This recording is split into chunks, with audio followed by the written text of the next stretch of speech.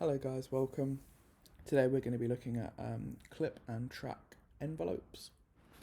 So what is a clip and track envelope?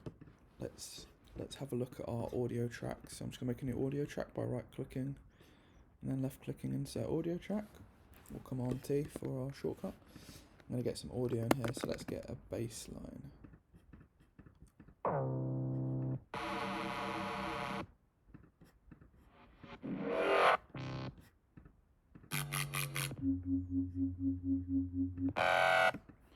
So this is a decent example. So we've got this kind of bass sound. I'm going to get a different bass sound.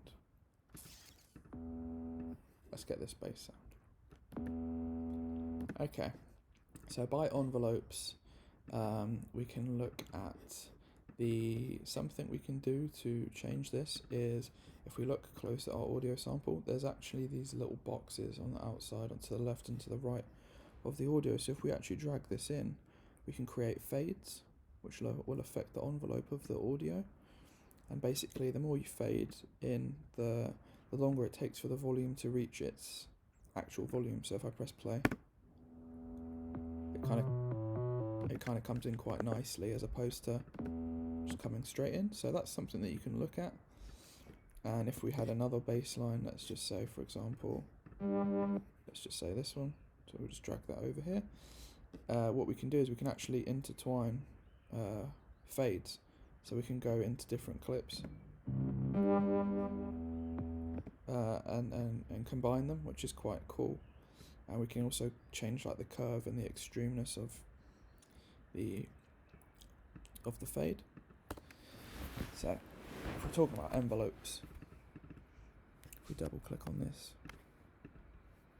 if we put this sound into a simpler by left clicking and dragging this into our instrument rack on our MIDI, we can now shape the envelopes a bit clearer. So I'm just going to Command J consolidate that and then get this MIDI note, legato that. So yeah, we've got that as a MIDI sound now, and what we can do is if we double left click on that, so we've just got one MIDI note at C3, and then we've got our bassline 15 ladder from this audio into the MIDI track, and now it's an instrument, which is really cool. So with envelopes, how can we shape this? So we have our ADSR, very common: attack, decay, sustain, release.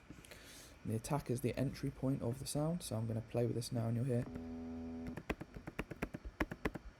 the longer it is, the longer it takes for the sound to kind of get started, and that's how you get that kind of fade sound as well. So we've got microseconds here, it's kind of microscopic, and then we've got seconds, so it actually goes into seconds, and then you can get a really long attack if you wanted to. And that's basically how long it takes for the sound to reach its optimal volume and the entry point of the sound. And then here we've got decay, so how long it kind of lasts. Which is interesting. Then you've got sustain, which is the middle part, and it affects the volume of the body. So you can get these cool kind of like noises when you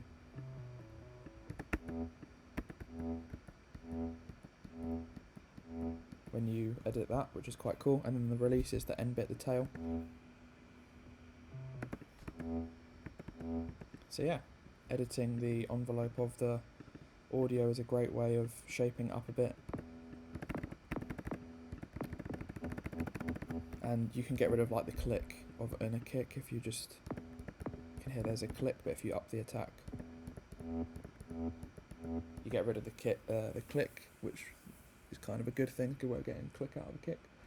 So yeah guys, thank you guys for listening and watching. I hope you guys enjoyed. I'll speak to you in the next one. Peace.